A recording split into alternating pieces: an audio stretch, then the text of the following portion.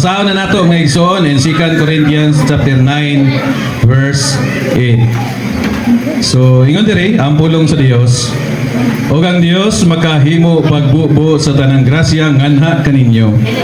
Aron kahatagan og katagbawan ang tanan ninyong panginahanglan. Ug makahatag kamo nga madagayaon alang sa tanang maayong buhat. Ang Dios magapanalangin sa mga pulong kanatong tanan. Amen. Kinsay gustong panalangin, mayong amen. Praise God. Pagkanindo. To God be the glory. Nindot kayo kining pulong nga kinsay gustong panalangin. Wala gyud mayon nga dili ko, pastor. Tanan gyud amen. Praise God. Nganuman kay kitan tanan nagkinahanglan panalangin. So nini nga bulan karon ang bulan nga i-celebrate sa mga katauhan ang pagkatao ni Ginoong Hesus, pero sa Bible wala ang gibutang dag December 25. Pero para sa mga Kristohanon sa tanang panahon gi-celebrate nato ang iyang pagkatao imabaw nining kalibutan. Nganuman sa usa sa pagmatuod niana sa tanang panahon kita nagaday ngadto sa Dios. So karon ang panahon sa Pasko pipila ba kanato dinhi nga wala gin nadawatan taas kamon. Wala kadawatanan. Salamat sa Ginoo.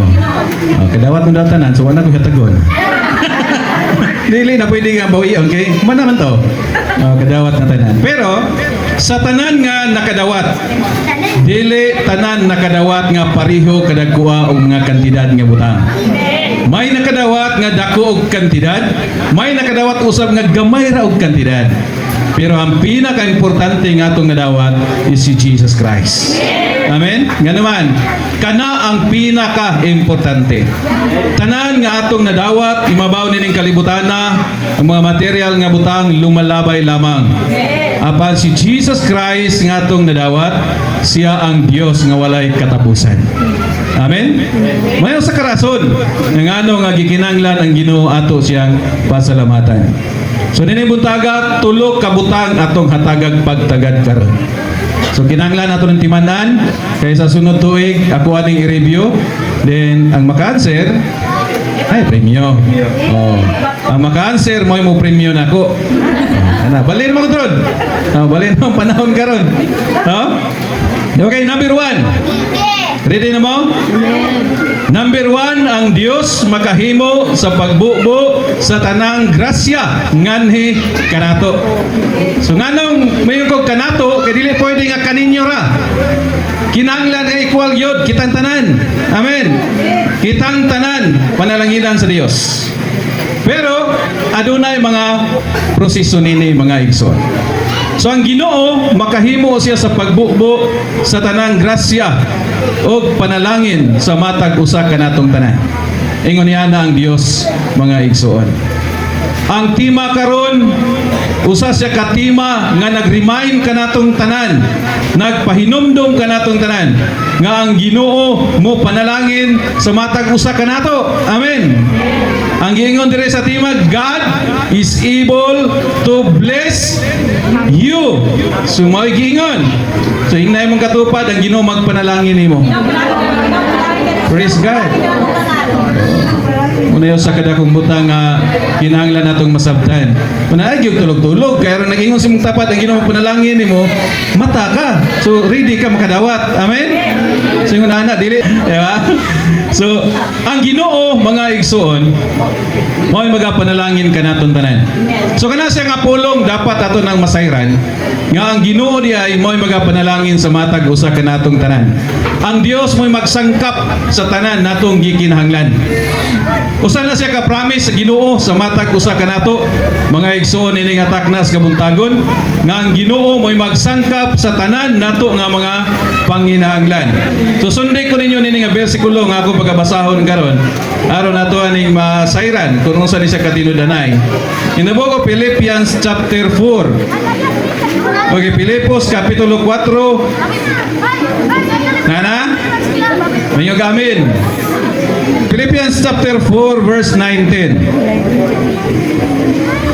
Yun ang pulong sa Dios o ang akong Dios makasangkap sa tanan ninyong gikinahanglan sumala sa naghingapin yang bahandi diha ni Kristo Jesus. Naghingapin. Amen. Pag diha dito sa Dios musalig dili ta mangkulangan. Yan naman. Kaya gingon sa Bible, ang Dios naghingapin ang iyang grasya diha ni Ginoong Hesukristo. Usahay ang sayop sa tao mao ni. Magatutok usahay sa tao ang tao. Kanaan sayo. Pero ang insakto mga igsoon sa Bible, nga ang panalangin di ay, ang grasya di ay, anaa diha kang Ginoong Hesukristo. Wala ni pastor, wala ni brother, wala ni sister, kundi anaa diha sa Dios. Anaa sa atong buhi nga Dios. Amen. Muna ang gikinanglan sa matag usa atong mahibal-an. Unsa man atong gikinanglan karon, ang Ginoo mo'y maga-provide niana. Amen. Ang Dios mo'y maga-provide. Inay magkatupad, igsoon unsa mong gikinanglan karon, ang Dios mag-provide niana. Hallelujah. Praise God. Atong pakpakan ng Ginoo. So ang Dios magsangkap sa tanan natong gikinahanglan. Kaduha. Pero. Direta sa pero. Nay pero mga igsoon. Gikinahanglan unahon nato ang Dios. Amen. Kanang pagsangkap sa Dios sa tanang grasya ug panalangin kinahanglan naatay unahon. Ang atong unahon ang tag-iyas sa butang. Dili ang butang. Amen. Kaya ang sayop sa mga pipila kang mga katawhan nga dili pa kayo gyud ingon nga hamtong sa pagpangalagad. Mauna ang butang kaysa sa tag-iyas sa butang. Pero ang pinaka-insakto nga igsoon, ang tag-iyas sa butang mo'y atong unahon. Amen? Sumaon na siya mga igsoon. So karong mutaga, grabe yun ang mga pulong sa Ginoo yang ipabot kinaton